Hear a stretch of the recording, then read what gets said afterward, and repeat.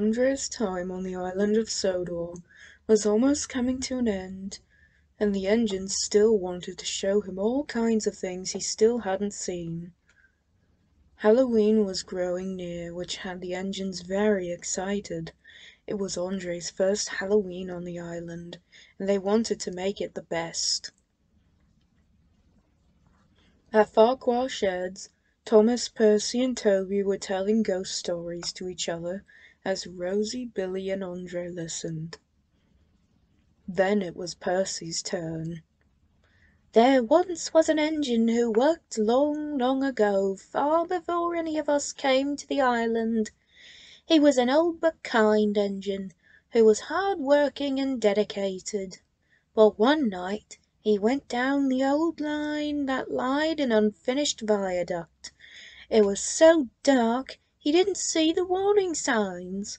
The engine tried to stop, but it was too late. The crew had jumped clear, but the engine was in pieces. The engines gasped, all except for Thomas. And every year on the date of the accident, he runs again as a warning to others, plunging into the gap, shrieking like a lost soul, Percy finished. He paused impressively. Rosie, Billy, and Andre were talking amongst themselves, enamored by the story, but Thomas just sighed. "Percy, that was the worst story ever," spluttered Thomas. "It's not!" shouted Percy. "You've told this story every year, and every telling of it gets even worse. We all know it's not true." "May I remind you what happened last time you said my ghost story was silly?" chuckled Percy as Thomas hissed in embarrassment, not wanting to be reminded of it. "That was years and years ago, Percy. Besides, I knew it was you all along. I just pretended to make you feel like you scared me so you wouldn't feel bad." "That's enough, you two. Now it's time for all of us to get some sleep," said Toby. Everyone went to sleep that night, all except Andre. Percy's words still swirling in his smoke box kept him occupied all night. When morning came, he decided to ask about it, and he knew who to find. Edward was one of the oldest engines on the island, and knew all about the engines that came and went, so if anyone knew, it would be him. When Andre arrived at Wellsworth, he told Edward everything. At first Edward wasn't fazed by it, until his smile soon fell. "Did you say old engine?" asked Edward. "Yes, around the time before anyone was on the island," said Andre. "Oh, I've heard that story before," said Philip as he scuttled in.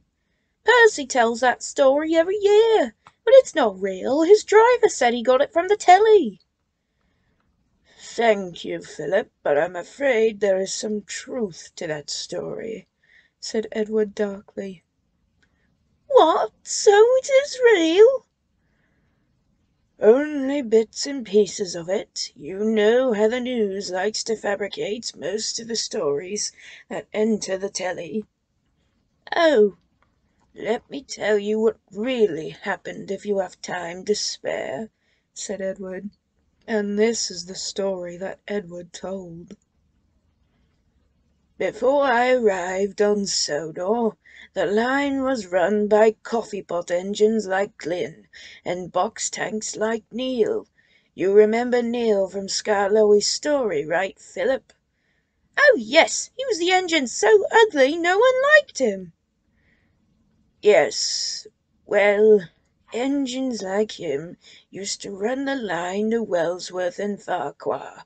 There were other engines like Bloomer around, but box tanks and coffee pots made up the majority. The NWR was still young, and known as the S&M Railway back then. Bigger engines would come in to replace them later, but one engine stood tall through it all. They weren't willing to go out without a fight, and still helped build the railway on the spirit it had left in them. They were very kind and very determined, but that all changed one night."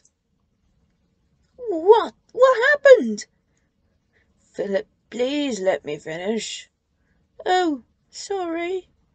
"The engine was snoozing peacefully in the shed, but the wind blew the shed door open, and the engine began to roll out in their sleep. They strolled down the main line without any crew, and happened upon the unsafe viaduct. It was old, and hadn't been crossed in years. The engine's owner had heard all the racket, and had already been chasing after them. But when the owner found the engine, it was at the bottom of the ravine in pieces." "Wait, if this story isn't supposed to be known by anyone else, how did the news get a hold of the story?" asked Philip. "It said some boys witnessed it all that night, and were spooked. They told the parents, who then told the police. But when they searched the ravine beneath the viaduct, they found nothing. It had vanished into thin air." "Do you think that the spirit of the engine is haunting the viaduct?" asked Andre. "I wouldn't say that it's true, but there were a few sightings years after the story had been told," said Edward. "How do you know about the real story?" asked Philip. "I heard it from old Bailey. Apparently he knew the person that owned the engine at the time," said Edward. "Do you think we'll see it tonight?" "Philip, I wouldn't worry about it. It's probably just superstition, and you shouldn't worry about it either, Andre. We all have work to begin back to, and we don't want to let the Fat Controller down," assured Edward. But Andre wasn't convinced. It was evening at Vickerstown, and Andre had just arrived for his passenger train. He waited patiently as the passengers climbed into the coaches. The guard blew his whistle, and he set off. He was making good time, and had almost forgotten about the ghost story, until he saw the viaduct at a distance.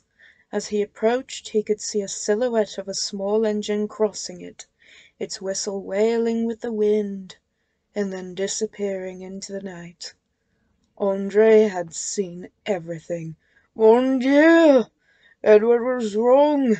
There's a ghost haunting the viaduct, and I'm not going any further until it's gone," screeched Andre as he stopped and reversed at full speed all the way back to Vickerstown. The passengers were most annoyed. They all complained to the station master. The Fat Controller had heard all the ruckus, and stepped out of his office to see what was the matter. Then the passengers complained to him about how bad of a railway it was, and demanded refunds. He then turned to Andre to ask what happened, but Andre was gone.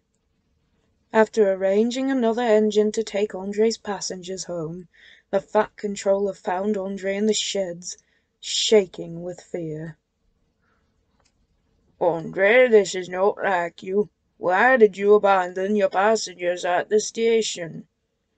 "I'm sorry, boss. I didn't mean to, but I refuse to go back to the viaduct," quivered Andre. "Why? What happened?" "I saw the ghost engine that Percy told me about." "Oh, that story. Andre, that's not real. It was only a story his driver got from the telly." "No, boss. I saw the little engine disappear in the darkness. Honest." "Well, I have no other reason not to believe you. Tomorrow night we shall wait and see if this mysterious character appears, and then they'll have me to talk to," said the Fat Controller gravely. Andre really didn't want to, though. The next night, Andre waited patiently at the viaduct for the apparition to appear once again. The Fat Controller stood inside his cab to reprimand the person behind it. The viaduct was quiet, and still until the mist rolled in. Everything looked spooky. Suddenly they heard a puffing noise, and the wail of a whistle. Then a silhouette came in view. It rolled eerily down the line of the viaduct until it saw Andre and stopped. Andre was almost pushed to tears, he was so frightened. Then the Fat Controller took a flashlight and pointed it at the object, and there was Lady. "What the? Lady, what are you doing here?" What? What? Hello, sir." Then saw the figure of a man running down the line. Everything seemed to happen at once. "Ah, Burnett, I knew you'd be up to this," said the Fat Controller, as he pointed the flashlight at him. "I'm sorry, sir, I accidentally left Lady's shed door unlocked, and she escaped again," said Burnett. "So you were the ghost, Lady?" asked Andre. "Ghost? What ghost?" cried Lady. "Don't worry, Lady, we'll explain it later," said Burnett. "So you're the one behind the other sightings as well, as I presume?" quizzed the Fat Controller. "Other sightings?" asked Andre. "Oh, yes, many others. The only reason why I didn't look into it was because I didn't think it serious until many other engines came forward about their experience, and you, Andre, were the final nail in the coffin," explained the Fat Controller. "Well, I'm just glad it's all sorted out now. Right, Lady?" said Andre, but Lady was fast asleep.